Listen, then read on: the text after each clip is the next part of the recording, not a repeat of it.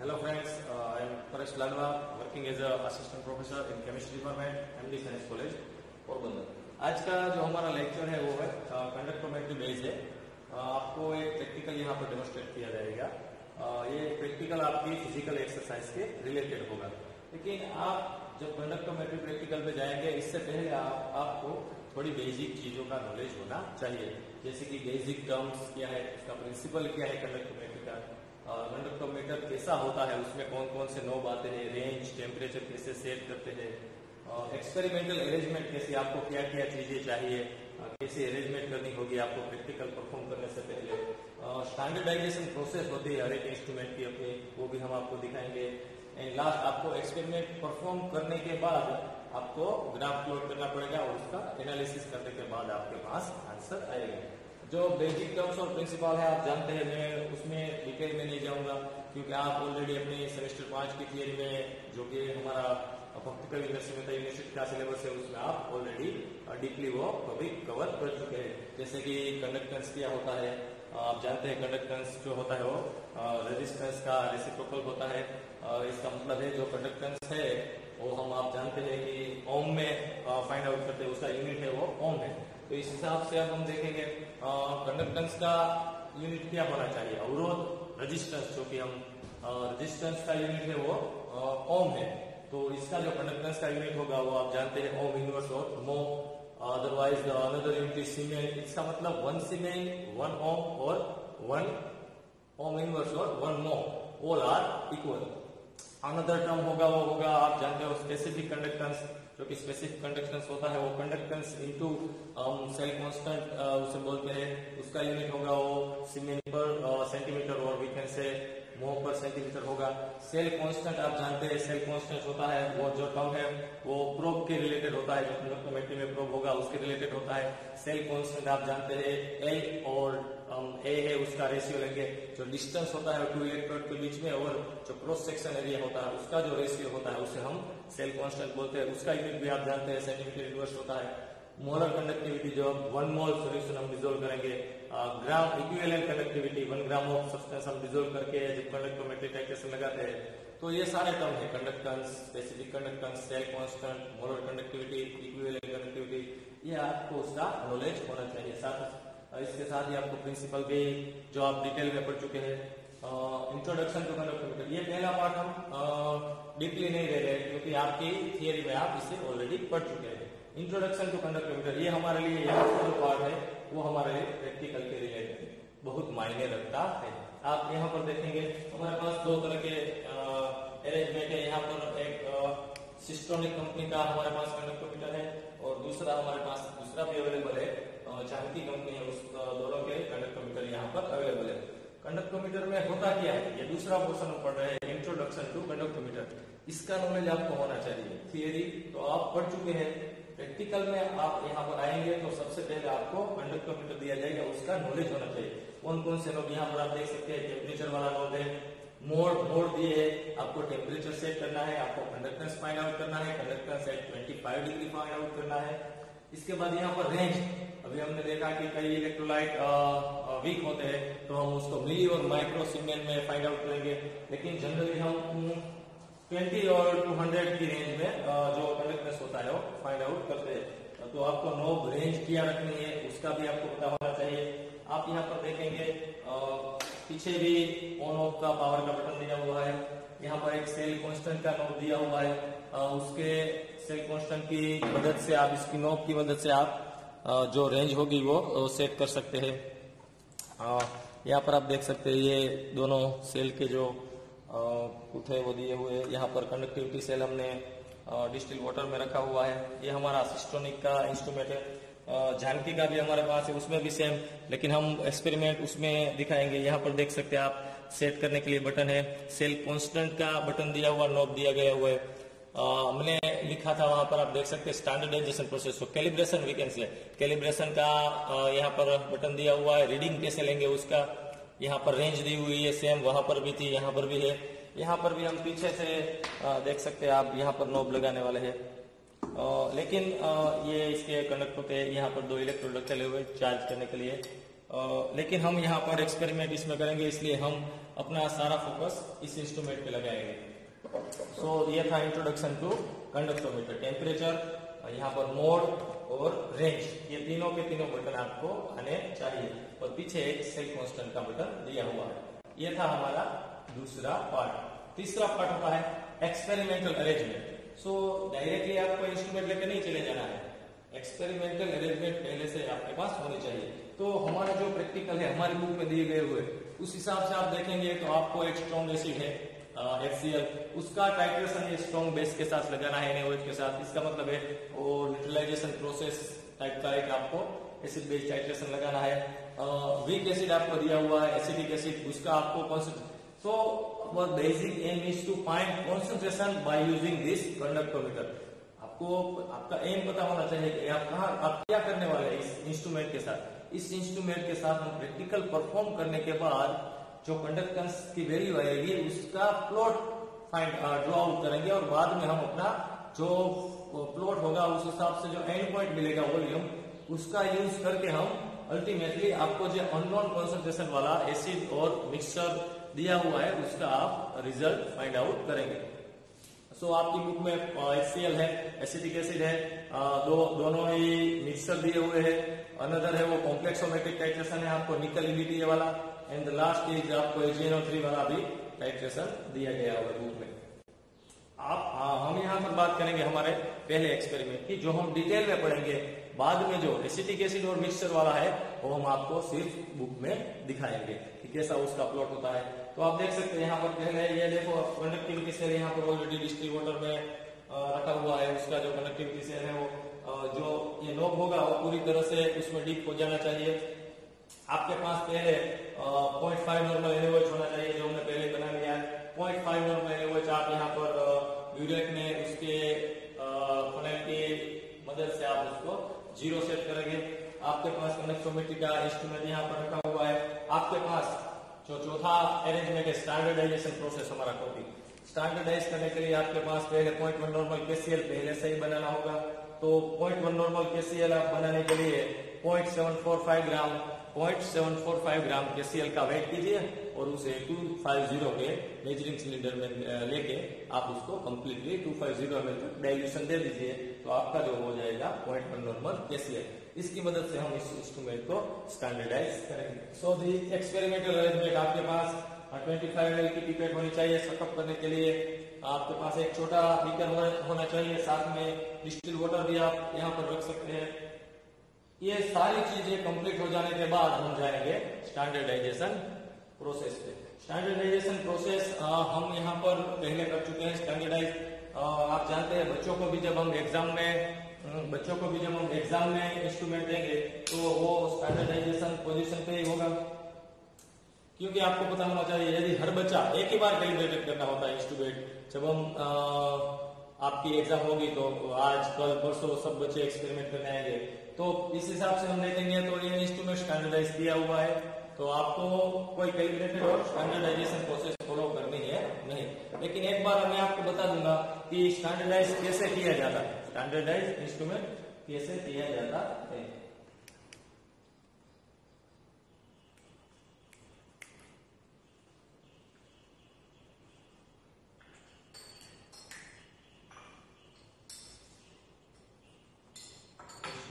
कैसे स्टैंडर्डाइज किया जाएगा।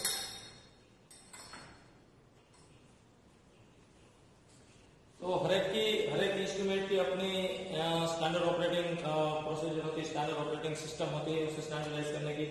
तो जब हम ये अपना कंडक्टिविटी से डिस्टिल वाटर में रखेंगे तो यहाँ पर हमें जो रीडिंग मिलना चाहिए वो होगा 0.0 के पास, और वी कैन से 0.0। यदि आप डिस्टिल वाटर कंप्लीटली ये क्या हुआ है, हमें जब ये सेल हम निकालेंगे आफ्टर द प्रैक्टिकल परफॉर्म, इस नोब को हमें पहले डिस्टिल वाटर के साथ वॉश करना होगा ताकि कंप्लीटली ये नोब क्लियर हो जाए। बाद में हम इससे डिस्टिल वाटर में पुट आउट करेंगे। सो अब हमें क्या करना है, अब हमें टेम्परेचर सेट करने के लिए ये नोब यहाँ पर ले जाना होगा। इसकी मदद से हम टेम्परेचर सेट आउट करेंगे। टेम्परेचर जनरली 25, आप जानते हैं टेम्परेचर के साथ जो कंडक्टिविटी होती है वो इंक्रीज होता है। यदि आप 25 डिग्री सेल्सियस पे टेम्परेचर पे जब आप 0.1 नॉर्मल KCl का ये कंडक्टेंस फाइंड आउट करेंगे तो आपको जो मिलेगा वो होगा 12.88। यहाँ पर मैं आपको दिखाऊंगा एक स्टैंडर्ड जो इंस्ट्रूमेंट के साथ हमें स्टैंडर्ड ऑपरेटिंग सिस्टम दी हुई है SOP। इसमें सब कुछ दिया हुआ है, introduction, specification, principle of operation, ये देख सकते हैं आप, इंडेक्स दी हुए, इंट्रोडक्शन कैसे कैसे किया है। देखिए हमने जो डिस्कस किया था principle related to the conductance, specific conductance, उसका यूनिट क्या होना चाहिए, किस यूनिट में हम कंडक्टेंस को मेजर करेंगे, यहाँ पर दिया हुआ है। कंडक्टिव सिम में सेल कांस्टेंट क्या होता है, जो मैंने अपने स्पेसिफिक पहले टर्म्स में बोला था कि बेसिक टर्म्स किया है। और आप देखेंगे यहाँ पर ये कैलिब्रेशन यूजिंग कंडक्टेंस मोड, ये SOP दी हुई है कि आप कैसे इंस्ट्रूमेंट को स्टैंडर्डाइज और कैलिब्रेटेड करेंगे। तो हमने 0.1 नॉर्मल KCl पहले से ही बना लिया हुआ है। यदि हम ये अपना कंडक्टिविटी सेल है ये हम 0.1 नॉर्मल KCl के सॉल्यूशन में ले जाएंगे तो उसका कंडक्टेंस हमें 14.12 मिलीसीमेन इतना मिलना चाहिए, 14.12 मिलीसीमेन। कितने पे? 30 डिग्री पे। यदि हम वो टेम्परेचर, आप देख सकते हैं, यदि वो टेम्परेचर हम 30 में से 25 ले जाएंगे तो वही आंसर होगा 12.88। लेकिन बच्चों को एग्जाम में ये कुछ करना नहीं है, बच्चों को हम इंस्ट्रूमेंट होता है वो कैलिब्रेटेड करके ही देते हैं, बच्चों को डायरेक्टली सिर्फ रीडिंग ही फाइंड आउट करने होते हैं, एक्सपेरिमेंट करके। सो यह था हमारा स्टैंडर्डाइजेशन प्रोसेस। जो कंडक्टिविटी सेल है वो अभी डिस्टिल वाटर में ही रखा हुआ है। 0.1 नॉर्मल KCl मैंने सिर्फ आपको यहाँ पर डेमोन्स्ट्रेट करने के लिए, अब हम स्टैंडर्डाइज प्रोसेस पूरा नहीं फॉलो करेंगे, आपको मैंने बता दिया। इस हिसाब से यहाँ पर रखेंगे। हमने इसमें ऑलरेडी यहाँ पर 25 ml, अब हमारा प्रैक्टिकल हम परफॉर्म करने जा रहे हैं एक्सपेरिमेंट। 25 ml एक्स नॉर्मल, आपको पता नहीं, बच्चों को हम कितना नॉर्मल देंगे उससे पता नहीं होगा, और 25 ml HCl लेगा। और आप जानते हैं कि रीडिंग लेने के लिए ये हमारा जो नोब होगा वो कंप्लीटली इसमें डीप होना चाहिए, अभी ये नहीं हो रहा है, इसलिए हम इसमें थोड़ा डिस्टिल वाटर ऐड करेंगे।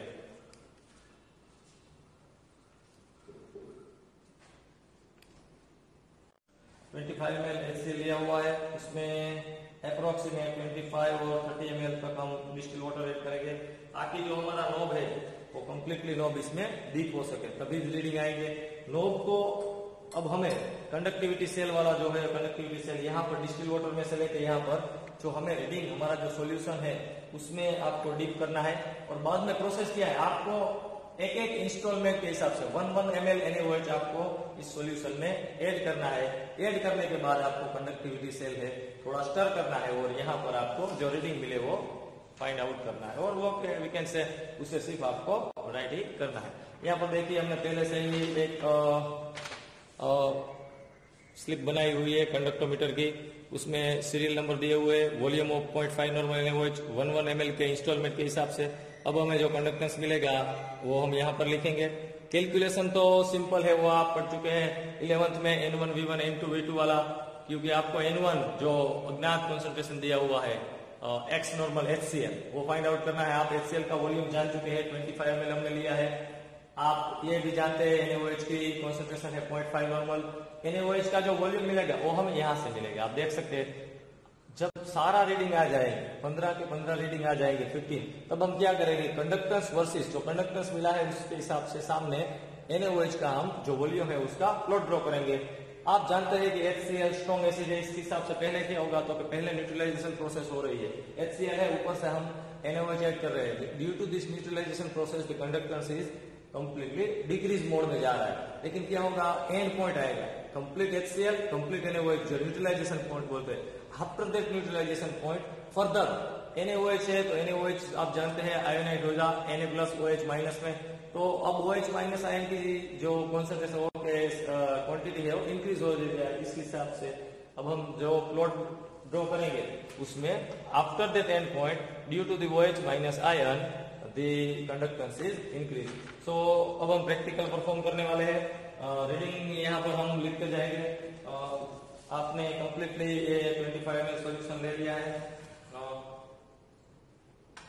पहला जो हमारा रीडिंग होगा 0 ml वाला, वो डायरेक्टली हम सीधा कंडक्टिविटी सेल यहाँ पर से हमारे जो सोल्यूशन है उसमें रख, तो हमें जो मिलेगा, पहले क्या करना है, आपको डिप करके थोड़ा स्टर करके इसे स्टेबल होना, इंस्ट्रूमेंट को स्टेबल होने देना है, ताकि जो हमारा रीडिंग आए वो परफेक्ट। ये हमारा जो पहला रीडिंग होगा 0 ml वाला। अभी हमने जो न्यूट्रलाइजेशन प्रोसेस है वो स्टार्ट ही नहीं किया है, तो आप रीडिंग लिख सकते हैं 0 पे 14.9। तो हमारा पहला जो रीडिंग होगा 0 पे वो होगा 14.9, 14.9। अब हम क्या करेंगे, 1 ml के हिसाब से NaOH का स्लॉट है वो इंस्टॉलमेंट है वो इसमें ऐड करते रहेंगे। ये हमारा डिस्टिल वाटर हम यहाँ पर रख देते, ये भी यहाँ पर रख देते, ताकि कोई, अब सिंपल पहला रीडिंग हमारा आ गया है। अब देखिए आप यहाँ पर हम अरेंजमेंट पहले से ही कर लेते हैं इस हिसाब से। देखिए ये हो गया हमारा अरेंजमेंट।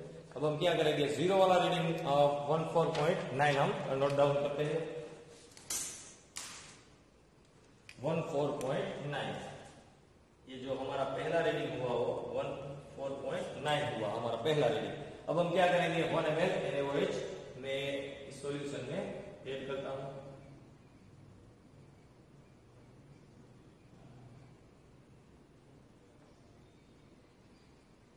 सॉल्यूशन ऐड हो जाने के बाद आपको क्या करना है, कंडक्टिविटी सेल को, जो डीप कंडक्टिविटी सेल है उसे सिंपल स्टर्ड करना है, उसे स्टेबल होने देना है, और जो रीडिंग आएगा वो आपका 1 ml वाला रीडिंग होगा, और ये आपको मिल रहा है 13.2।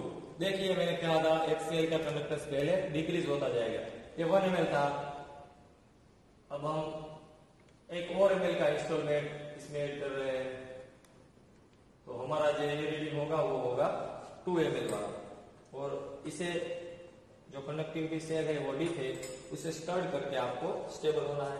11.1 ये हमारा रीडिंग 2 ml वाला है। इसके बाद हम एक और ml NaOH ऐड कर रहे हैं,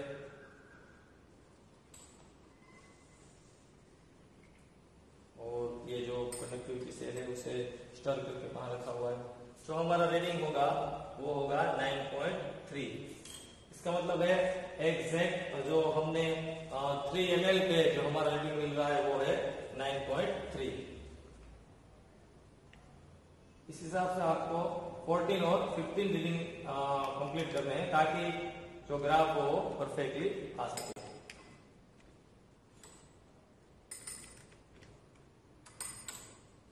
सेवन 7.1 ये हमारा रीडिंग है वो है 7.1 है।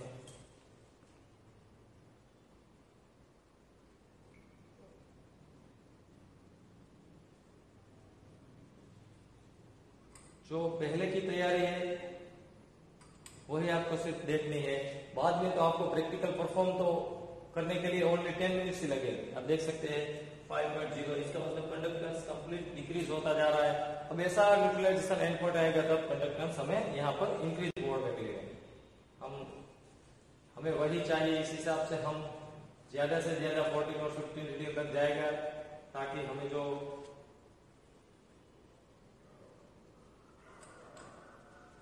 देख सकते हैं 4.9, अब मुझे लगता है 5 पॉइंट, अगला रीडिंग पहला रीडिंग था इससे पहले वो 5 वाला था, ये 4.9।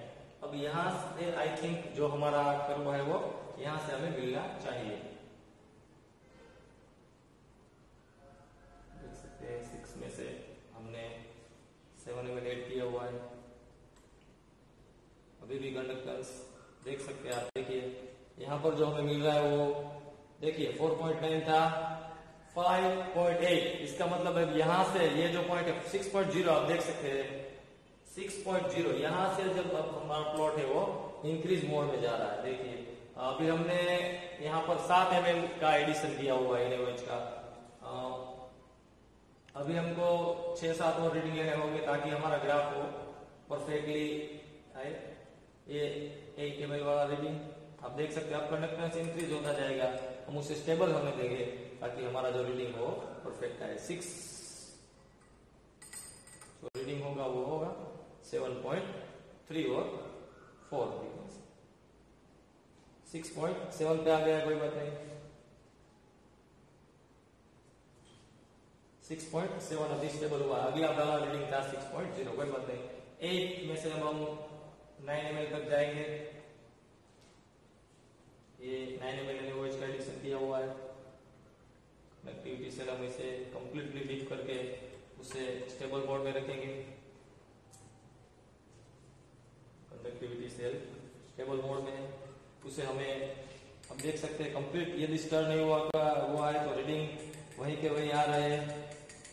कंप्लीटली आपको जो सॉल्यूशन है वो स्टर्ड करना होगा ताकि जो रीडिंग मिले वो परफेक्ट मिले। ये देखिए आप, इससे पहले मैंने एक बार मिनिमाइज थोड़ा ही स्टर किया फिर रख दिया तो हमारा रीडिंग वो पुराने वाले ही आ रहे थे। तो इस हिसाब से हमें 8.7 मिल रहा है। अगला जो 1 ml एडिशन है NaOH का 9 पे हम पहुंचे हैं।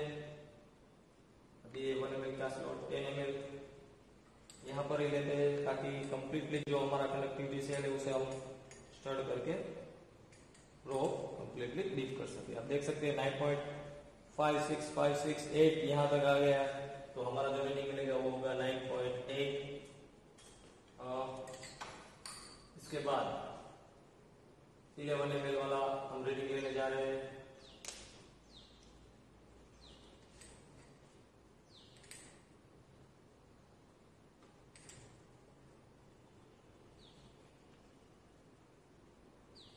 स्टेबल होने देना है 10.8, 10.9, 10.8।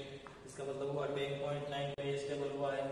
रीडिंग हमें परफेक्टली मिल रहा है। आप देख सकते हैं पहले डिक्रीज हो रहा था, बाद में कंडक्टेंस इंक्रीज मोड में है। इसलिए इस हिसाब से प्लॉट के हिसाब से हम कह सकते हैं कि हमारा एक्सपेरिमेंट सही जा रहा है। यदि आप डायरेक्टली एग्जाम में आए इस तरह का एक्सपेरिमेंट आपको कंप्लीट डिक्रीज और इंक्रीज मोड में है तो आप सोच सकते हैं कि आपका कंफर्म हो सकते हैं कि आपका एक्सपेरिमेंट सही चल रहा है, वरना आपको ग्राफ नहीं मिलेगा। आफ्टर रीडिंग जब आप एग्जामिनेशन पूरा करके ग्राफ प्लॉट करेंगे तो यदि रीडिंग अच्छे नहीं होगी तो आपका ग्राफ भी अच्छा नहीं मिलेगा। 11.8989 ये 11.9 पे स्टेबल हुआ है। आई थिंक अब हम already we have read 12 ml NaOH का एडिशन कर चुके हैं। अब हम 2 ही रीडिंग निकालेंगे ताकि कंप्लीट हमारा प्लॉट परफेक्ट मोड में आ जाए। ये देखिए 13 वाला रीडिंग है 12.7 पे स्टेबल हो रहा है, 12.7, 12.8, 12.7। इसका मतलब 12.9, 13 तक जा रहा है। अब देख सकते हैं मैं यहाँ पर जो डिस्प्ले है उसमें जो रीडिंग आ रहे हैं उसकी बात कर रहा हूँ 13.0। और अब हमारा लास्ट वाला रीडिंग है 14 ml वाला।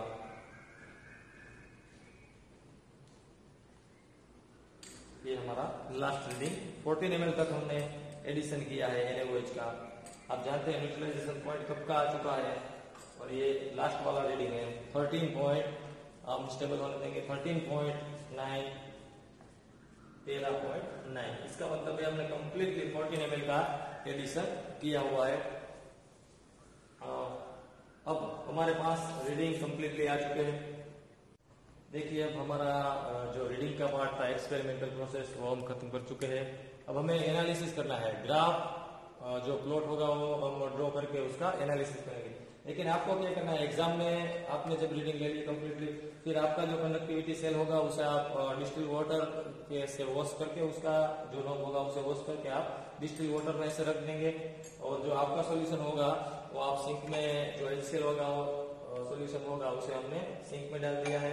ये ड्यूरेट इसी तरह होगी।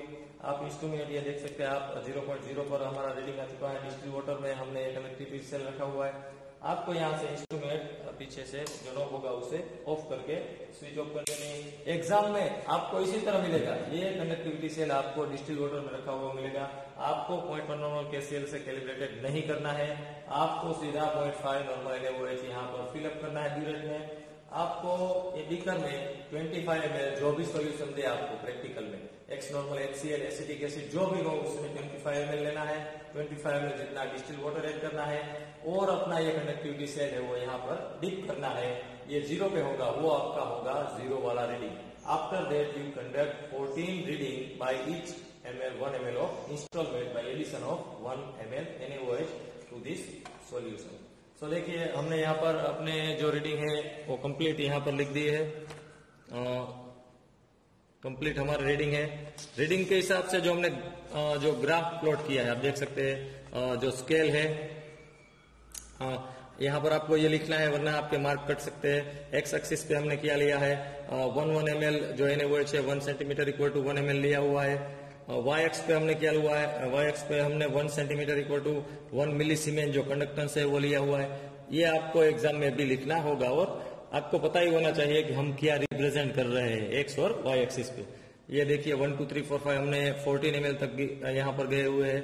यहाँ पर भी हमने कंडक्टेंस है वो हमारा जो हाईएस्ट 14.9 मिला था वो यहाँ पर हमने 18 तक लिखे हुए हैं मिलीसीमेंस। अब देखिए जब आप ये पॉइंट आउट करेंगे, जब आप अपने जो रीडिंग लिए वो यहाँ पर ग्राफ में आप पॉइंट आउट करेंगे तो आपको देखिए मैंने कहा था पहले कॉन्सेंट्रेशन डिक्रीज हो रहा है, इस हिसाब से ये न्यूट्रलाइजेशन यहाँ पर आपको एंड पॉइंट मिलेगा देखिए, और यहाँ से हमारा जो प्लॉट है वो इंक्रीज हो रहा है। ये 1 2 रीडिंग देखिए आप, ये रीडिंग हमने बोला था मैंने कंप्लीटली स्टर्ड नहीं किया हुआ था। आप देख सकते हैं ये जो रीडिंग है 6 पॉइंट और 6.9 वाला, वो मैंने बोला था कि आपको कंडक्टिविटी सेल है कंप्लीटली सॉल्यूशन है उसमें स्टर्ड करना है, कंप्लीटली स्टर्ड हो जाए बाद में आपको उसे स्टेबल होने देना। हमने 1 2 रीडिंग ऐसे ही कंडक्ट किए थे आपको बताने के लिए कि क्या होता है एक्चुअल फ्लक्चुएशन क्या आता है। तो ग्राफ में देख सकते हैं आप 1 2 रीडिंग ऐसे आए होंगे कि हमने conductivity cell slowly simply stirred करके रख दिया है और डायरेक्टली रीडिंग नोट डाउन किए, तो जो हमें रीडिंग मिलने चाहिए वो नहीं मिल रहे। Almost graph is completed. यहाँ पर आप हम एंड पॉइंट निकालेंगे तो एंड पॉइंट होगा हमारा 5.3 ml। 5.3 ml हमारा एंड पॉइंट है। आप देख सकते हैं यहाँ पर 5.3 ml एंड पॉइंट है। और जो रेंज ली हुई है हमने वो ग्राफ यूजिंग 20 ms रेंज। इसका मतलब यहाँ पर हमने जब इंस्ट्रूमेंट में जब आपको रेंज दिखाई थी ना, आप देख सकते हैं यहाँ पर इंस्ट्रूमेंट यदि पॉसिबल है तो मैं यहाँ पर आप कैमरे तक ला सकता हूँ। यहाँ पर रेंज की बात हुई थी, मैंने आपको रेंज की बात बताई थी। तो ये कैलिब्रेटेड किया हुआ है तब 20 ms पे ही था और हमने 20 ms पे ही रीडिंग निकाले है। लेकिन आपको बताने के लिए 20 ms के साथ साथ हमने 200 ms पे भी रीडिंग ऑलरेडी निकाले हुए हैं, ताकि आपको पता चले कि दोनों पे ग्राफ कितने आते हैं, दोनों पे ग्राफ कैसे रीडिंग आते हैं। जो हमने पहले एक्सपेरिमेंट हम कर चुके हैं 200 रेंज वाला, वो भी हमारे पास यहाँ पर है, आप देख सकते हैं बाय यूजिंग 200 ms रेंज। तो आपको पता होना चाहिए बच्चों को कि आप कोई भी रेंज इस्तेमाल कर सकते हैं, इधर 20 ml वाला और 200 ml वाला। ये 200 ml पे ms पे हमने रीडिंग नोट डाउन किया। आप देखिए यहाँ पर हमें कंप्लीट फिगर में रीडिंग मिल रहा है 17 15, वहां पर हमें पॉइंट वाले रीडिंग मिल रहे थे। देखिए 17 15 13 यहाँ तक पहले डिक्रीज हो रहा है, 6 यहाँ तक इंक्रीज, यहाँ से इंक्रीज होगा 7 9 10। सो द प्लॉट होगा वो इस तरह से कुछ मिलेगा। देखिए ये उसी तरह से एक और 2 रीडिंग हो गए जो कंप्लीटली स्टर्ड नहीं किए हुए। इस हिसाब से हमें जो ग्राफ में थोड़ा बहुत फ्लक्चुएशन मिल रहा है। यहाँ पर हमें जो आंसर मिला था सेम सॉल्यूशन है, सेम थिंग है, रेंज भी 200 है, वहां पर 20 थी, लेकिन ओनली चेंज इज सिंपली यहाँ पर हमें 5.4 ml आंसर मिल रहा है। अब आपको क्या करना है, आपके पास इक्वेशन है, आप मैंने बताया था N1V1 N2V2 वाला। अब आपको प्लॉट कैसे ये भी मिल गया है 5.3 ml। सो हमने यहाँ पर कैलकुलेशन भी कंप्लीट कर दी है। N1V1 N2V2 N1V1 N2V2 वाला, ये देखिए नॉर्मलिटी हमें जो HCl की फाइंड आउट करनी है। N1 है वो नॉर्मलिटी है HCl की, N2 है वो नॉर्मलिटी NaOH की है, V1 है वो वॉल्यूम है HCl का लिया हुआ है 25 ml, V2 है वो NaOH जो ग्राफ से हमें मिल रहा है 5.3। तो आप देखिए अब हम N1 को यहाँ पर लिखेंगे तो हमारे पास जो इक्वेशन बनेगा वो होगा N2V2 डिवाइडेड बाई V1। जो N2 होगी वो नॉर्मलिटी है 0.5 इंटू V2 मीन्स जो वॉल्यूम आपको ग्राफ के एंड पॉइंट से मिल रहा है 5.3 डिवाइडेड बाई HCl का वॉल्यूम। जो आंसर आएगा वो होगा 0.106 नॉर्मल, 0.106 नॉर्मल। और ये नॉर्मलिटी का इस्तेमाल करके हमने दूसरा रिजल्ट जो आपकी बुक में दिया हुआ है ग्राम पर लीटर आप फाइंड आउट कर सकते हैं। ग्राम पर लीटर फाइंड आउट करने के लिए आपको जो नॉर्मलिटी का आंसर मिल रहा है उसको आप सिर्फ इक्विवेलेंट वेट से मल्टीप्लाई करेंगे तो जो आंसर मिलेगा, नॉर्मलिटी है 0.106 इंटू इक्विवेलेंट वेट होगा HCl का 36.5, तो आपको जो आंसर मिल रहा है वो है 3.869। इसका मतलब है आप HCl का प्रैक्टिकल परफॉर्म करोगे तो आपको इस हिसाब से रीडिंग मिलेंगे। देखिए अब हम आपकी प्रैक्टिकल बुक में जा रहे हैं। प्रैक्टिकल बुक का पहला एक्सपेरिमेंट है कंडक्टोमेट्री, जो कि आपको नॉर्मलिटी ग्राम पर लीटर और नॉर्मलिटी ग्राम पर लीटर और स्पेसिफिक कंडक्टेंस आपको डिटरमाइन करना है कंडक्टोमीटर का यूज करके। आपको यहाँ पर आप देख सकते हैं जो हमने रीडिंग लिए हुए थे, ये हमारी कैलकुलेशन थी। ये हमारे दो रीडिंग सेल कांस्टेंट और नॉर्मलिटी। यहाँ पर आप देख सकते हैं कंडक्टेंस वर्सेस हमने वॉल्यूम ऑफ NaOH, यहाँ पर ग्राफ है। इस तरह का ही आपको ग्राफ मिल रहा था। अब सब एक्सपेरिमेंट में प्रोसेस तो सेम ही होगी, सिर्फ आपको जो दिया हुआ सॉल्यूशन है वो अलग अलग होगा। तो जो दूसरा प्रैक्टिकल है और वी कैन से दूसरा है वो मिक्सर दिया हुआ है। हम पहले तीसरे पे चले जाते हैं। जो तीसरा एक्सपेरिमेंट है वो सिंपल चेंज है, सिंपली आपको वीक एसिड दिया हुआ है। पहला जो एक्सपेरिमेंट हमने परफॉर्म किया, डेमोन्स्ट्रेट किया, वो स्ट्रॉन्ग एसिड था, ये वीक एसिड है। तो आपको प्रोसेस सेम फॉलो करनी है, 14 रीडिंग लेने। आपकी बुक में यहाँ पर 0.5 ml के जो इंस्टॉलमेंट है वो दिए गए हुए, आप वो भी ले सकते हैं, 0.5 के भी ले सकते हैं आप। हमने यहाँ पर आपको डेमोन्स्ट्रेट करने के लिए 1 ml के लिए हुए। जो यहाँ पर आपको ग्राफ मिलेगा वो इस तरह का होगा एसिटिक एसिड में। तो आप जब रीडिंग ले रहे हो तो आपको पता होना चाहिए कि पहले कंडक्टेंस 0 के नजदीक होगा, बाद में 0 से कंडक्टेंस बढ़ते हुए आपको एक ऐसा पॉइंट आएगा, after that due to this NaOH minus ion the conductance is increase and we can identify that as a end point. Same thing आपको यदि मिक्सर दिया हुआ है, आपको पता नहीं है कि मिक्सचर में एक एसिड है स्ट्रॉन्ग और एक वीक है, और दोनों का कॉन्सेंट्रेशन अलग अलग है, तो आपको यहाँ पर दो एंड पॉइंट मिलने वाले हैं। आप देख सकते हैं conductance versus volume of NaOH। तो पहले क्या होगा, पहले जो स्ट्रॉन्ग एसिड होगा इस हिसाब से, स्ट्रॉन्ग एसिड के हिसाब से आपको क्या होगा, पहले कंडक्टेंस डिक्रीज होगा up to certain point. After that the conductance is slightly increase normally and further एक ऐसा पॉइंट आएगा, after that further conductance is increase. So यहाँ पर आपको दो पॉइंट मिलने वाले हैं, एक एंड पॉइंट होगा V2 और दूसरा एंड पॉइंट होगा V3। तो आपको दो तरह की कैलकुलेशन करनी होगी, आपको HCl की नॉर्मलिटी भी फाइंड आउट करनी होगी और आपको एसिटिक एसिड की भी नॉर्मलिटी फाइंड आउट करनी होगी, लेकिन इक्वेशन तो सेम ही रहेगा N1V1 वाला। सो आप इजीली नॉर्मलिटी फाइंड आउट कर सकते हैं। यदि आप कॉम्प्लेक्सोमेट्री में जाएंगे, निकल EDTA वाला, तो वो भी आपको इस तरह से ग्राफ कुछ ऐसे मिलेगा। पहले स्लाइटली कंडक्टेंस इंक्रीज होता जाएगा, शार्प पीक मिलेगा आपको, यहाँ पर आपको एंड पॉइंट फाइंड आउट करना है, बाद में जो कंडक्टेंस होगा वो डिक्रीज होगा। प्रोसेस सेम होगी, सिर्फ रीडिंग ही आपको ऐसे निकालने हैं, सिंपली कैलकुलेशन भी सेम होगी। एंड लास्ट एक्सपेरिमेंट होगा हमारा GnO3 वाला, NaCl वाला। उसमें आपको देखिए HCl की तरह ही आपको प्लॉट मिल रहा है, पहले कंडक्टेंस डिक्रीज हो रहा है, बाद में after end point conductance increase हो रहा है। So the basic aim is, यहाँ पर 5 एक्सपेरिमेंट दिए हुए। बेसिक एम हमारा ये था, हमने आपको एक प्रैक्टिकल डेमोन्स्ट्रेट किया हुआ है, रीडिंग लेके कैलिब्रेटेड प्रोसेस आपको हमने समझाई, ग्राफ भी प्लॉट किया, उसका एनालिसिस भी किया, बेसिक टर्म के बारे में बताया। अब आपको एग्जाम में कोई भी प्रैक्टिकल दिया जाए, आपको प्रोसेस वही फॉलो करनी है। Thank you all of you.